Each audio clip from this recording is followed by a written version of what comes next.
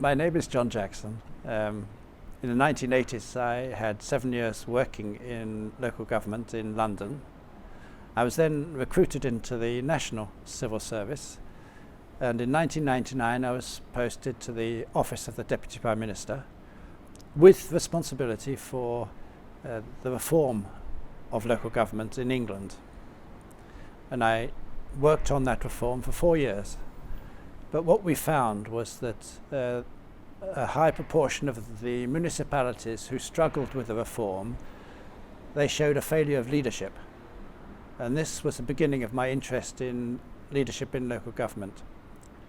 Then in 2002, so nearly 20 years ago, I was seconded to the Council of Europe in Strasbourg. And the Council of Europe has the function of local government development in Europe, an oversight in Europe. And they had developed good legal frameworks for local authorities in Eastern Europe, but they hadn't developed their capacity to support local authorities becoming more effective organizations. So they asked me to help these local authorities become more effective organizations and deliver higher levels of performance. So I introduced a range of tools with local government associations, etc., and we worked in a number of Eastern European countries. Then in 2006 I finished the secondment because we had created the Centre of Expertise to sustain it in Strasbourg, and I worked as a private consultant, and I came to realize that the leadership programs we had been offering at that stage were showing mayors what an effective democratic local authority looks like. And the Leadership Academy is it takes a period of 6 months. It's 3 stages of 3 days each, typically, and it's very interactive, and it's focused on mayors and their colleagues, and it helps them understand how they can develop their municipalities to reach these higher standards of excellence that we're seeing. And it's very interactive, and they learn from each other, and it's a very impressive experience for them. They remember it. They form networks, and that lasts for a long time. They help each other. They become a powerful force for change. What would you recommend to our colleagues working at municipalities? How would they work on their change projects? How should they lead their change projects at the municipalities? Okay, let me start with the concept of leadership. Leadership is different from the authority you have as a manager or as a mayor. It's a power within you. It's your own personal power.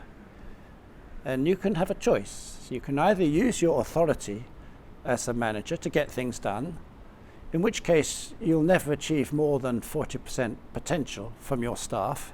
They'll do it because they have to do it, because you've told them to do it. But if you use a leadership approach, you begin to look at staff in a different way. You realize that it's not just in their minds that they're working, you reach into their hearts. And this is where their energy is, this is where their feelings are. So you help them make the job interesting. They like doing it. So if they do what you ask them to do, they do it not just because they must, but because they want to. You also learn to reach into their values, because the values tell you what is important in your life, what is the meaning in your life. And it's the task of managers to help staff see that what they're doing is important. It fits in with the wider perspectives of the local authority. They want to share the sense of purpose. They want to see how their work fits in to the rest of the work in the local authority. It helps motivate them. Change effectively if you just rely on your personal authority that you get from your job, because it doesn't motivate the staff sufficiently. You have to use leadership. Leadership is about change. And this is why I start with leadership. Also, in any organization, there's things you can see, like you think of an iceberg in the sea. You can see the top of the iceberg, This is the minutes of the meetings, the job descriptions, anything tangible, the physical building. You can see this. But this is not where change starts. This is not where good performance lies. It's under the surface of the sea, in the iceberg.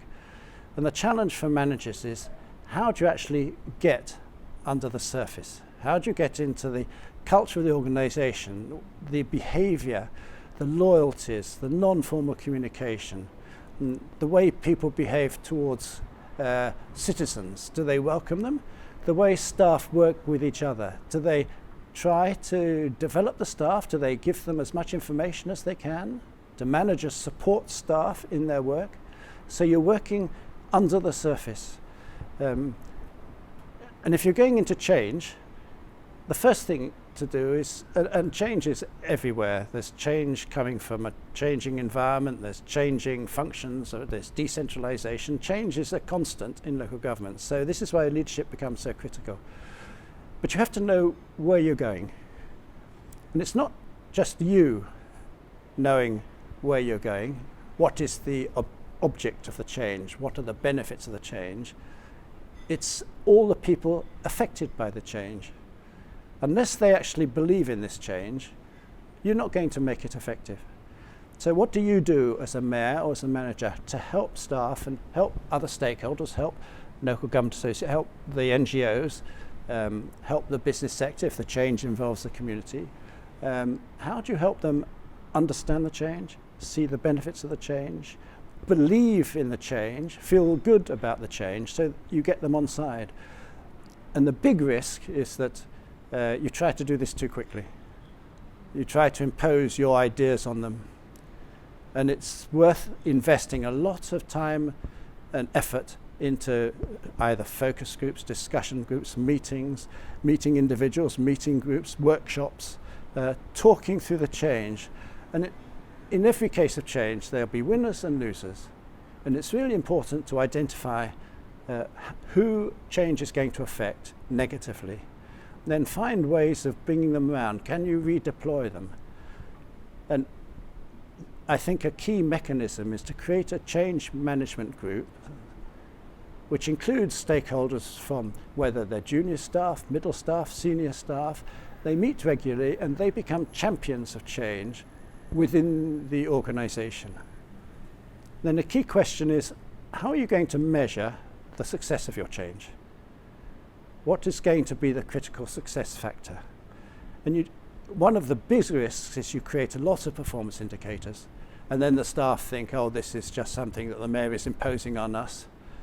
Just take a few performance indicators, a few measures, and help staff own these measures. Say, this is what change is going to be like. This is what the benefits, and this is how we measure the benefits. And I think this is the critical thing. So they should spend a lot of time on preparation, I guess. A lot of time on preparation, not just the technical preparation, but the cultural preparation, the behavior, the values. What kind of values do you need for change? As an example, if you want to introduce a different kind of working relationship with NGOs and with the business sector, what does it mean? Staff have to believe in this. They have to be willing to share information. They have to be open to ideas. The business sector won't want to work with you if you're not transparent. So that you need to create that sense of partnership and trust between you. And if there isn't that sense of trust, it won't work. And this takes a lot of work below the surface of the sea in that iceberg, working with people, what they believe, what they feel. This is where the work needs to be done. Perhaps the most important element of any process of change is that dialogue, the continuing everyday dialogue between the manager and the staff. It's not a one-off telling the staff in a conference, this is going to change, this is what's going to happen. This is a permanent, ongoing dialogue, so that the staff, not just the managers, but the staff are behind the change. Because if you get staff who are against the change, they can easily cause an obstruction. They can become a barrier to change. And this puts the responsibility on every manager to support the staff in this process. And this is why leadership is so important, because it's the mayor and the senior managers who have to create an environment in which the managers themselves and the staff are working together towards this change. Does that make a difference? Yes.